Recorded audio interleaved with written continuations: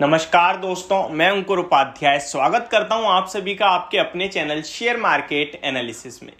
Guys, Vedanta इस stock पे मैंने मॉर्निंग में सेकंड वीडियो बनाई थी एंड ये लगभग मेरी 9th वीडियो आज के दिन की एंड मैं दोबारा से बना रहा हूं। पता है क्यों? क्योंकि मेरे पास जो है ना क्वेरीज बहुत ज्यादा हो गई हैं वेदांता के स्टॉक पे ही। इस स्टॉक के बारे में बात करें तो ये आज के सेशन में लाइमलाइट में आता हुआ दिखा है, ट्रेडर्स का फेवरेट होता हुआ दिखा है एंड वॉल्यूम्स की बात करें तो बहुत ही हैवी वॉल्यूम्स भी आज के सेशन में इस स्टॉक में ट्रेड होते हुए देखे आप सभी ने। एवरेज वॉल्यूम्स लगभग 1.5 करोड़ शेयर्स का है, जिसके सामने स्टॉक में आज के सेशन में ऑलमोस्ट 6 करोड़ शेयर्स ट्रेड हुए हैं, यानी कि 4 टाइम्स आप कह सकते हैं स्टॉक को। अब इस स्टॉक की बात करें तो इतने वॉल्यूम्स क्यों आए, कोई तो स्पेसिफिक रीजन होगा। तो अगर रीजन की बात करें तो इस स्टॉक ने एक बार फिर से बहुत ही बड़ा डिविडेंड अनाउंस कर दिया है। गाइज, आपको इस स्टॉक के डिविडेंड यील्ड सुनकर हैरानी रह जाएगी। लगभग 33% पर ईयर की डिविडेंड यील्ड हो चुकी है इस स्टॉक की। पिछली साल से लेकर अभी तक कंपेयर करें तो लगभग 35% डिविडेंड ही दे चुका है ये स्टॉक। एंड इस स्टॉक के रिटर्न्स की बात करें तो हालांकि अभी तो ये स्टॉक नेगेटिव दिखेगा आपको एक साल के हिसाब से, लेकिन अगर आप 2 साल का हाईज एंड लो से मैच करेंगे तो 108 20 जुलाई 2020 को था स्टॉक का भाव एंड स्टॉक ने लगभग 2022 19 अप्रैल को हाई लगाया 300 इनफैक्ट 440 रुपीज का, यानी कि टोटल नंबर ऑफ परसेंटेज में मैं काउंट करूं तो 305% के पॉजिटिव रिटर्न्स दिए स्टॉक ने, प्लस 30% से बड़ी डिविडेंड यील्ड। अगर अभी के हिसाब से भी कंपेयर करूं तो 2 साल में लगभग 134% के रिटर्न्स हैं स्टॉक के इस भाव पे भी एंड लगभग 30-35% की डिविडेंड यील्ड।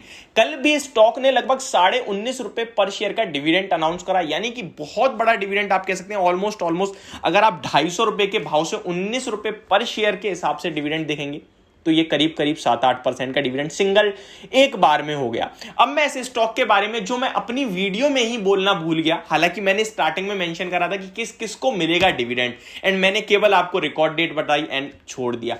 मैं आपको एक चीज बोलना चाहता हूं, कंपनी की तरफ से ऑफिशियली जो रिकॉर्ड डेट आप सभी के सामने आई है 27 जुलाई, 27 जुलाई से पहले अगर आप खरीदोगे तो आपको डिविडेंड नहीं मिलेगा। दोस्तों कृपया करके एक चीज हमेशा समझिए, जो रिकॉर्ड डेट होती है उससे पहले होती है एक्स डेट। उस एक्स डेट से पहले आपको बाय करना होता है। ये एक्स डेट और रिकॉर्ड डेट में काफी लोग कंफ्यूज होते हैं, लेकिन टेंशन ना लीजिए, आज आप बिल्कुल इस दोनों चीजों से क्लियरली समझ जाएंगे कि फर्क क्या है। देखिए, एक्स डेट इसलिए होती है अगर आप उससे पहले बाय करोगे।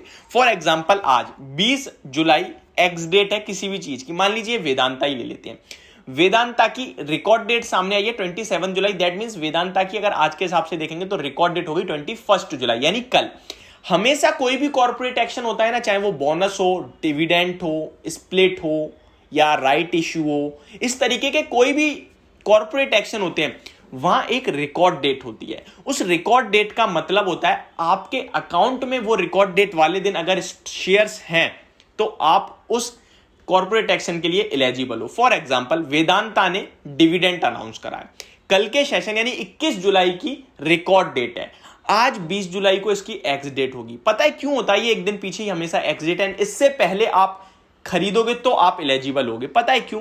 क्योंकि जो भी डीमेट अकाउंट में शेयर्स होते हैं उसी में एलिजिबल होते हो एंड डीमेट अकाउंट में शेयर्स आने में 2 दिन लगते हैं। पहला T1 होता है, दूसरे में T2 में आपके डीमेट अकाउंट में शेयर्स पहुंचते हैं। अब फॉर एग्जांपल ले लीजिए, रिकॉर्ड डेट है 21 की, अगर आप आज खरीदोगे शेयर तो क्या आप एलिजिबल हो? नहीं हो। क्यों? क्योंकि कल आपके T1 में स्टॉक डीमेट में पहुंचेंगे ही नहीं एंड रिकॉर्ड डेट कल के सेशन में, तो आपके अकाउंट में तो शेयर्स हैं ही नहीं। आपके अकाउंट में वो शेयर्स 22 जुलाई को पहुंचेंगे। लेकिन इन केस आप अगर आज से पहले कल खरीद लिया हो आपने, तो आज आपका T1 हो गया, कल T2 में रिकॉर्ड डेट वाले दिन आपके डीमेट अकाउंट में शेयर्स दिखेंगे। इसीलिए हमेशा रिकॉर्ड डेट से एक दिन पहले एक्स डेट होती है। होप आपकी ये क्वेरी एंड ये एक तरीके से आप लाइफ टाइम के लिए शायद अब आपको याद रहने वाला है। तो वेदांता ने रिकॉर्ड डेट क्या अनाउंस करी है? 27 जुलाई। आपको कब खरीदना है? 26 जुलाई से पहले। अगर आप 26 जुलाई से पहले खरीदोगे तभी आप डिविडेंड के लिए एलिजिबल हो। अब बात करते हैं क्या डिविडेंड के लिए खरीदना चाहिए। देखिए, इसका जवाब मेरी तरफ से होगा नहीं। मैं ऐसा नहीं मानता कि डिविडेंड के लिए कभी भी कोई स्टॉक खरीदना चाहिए।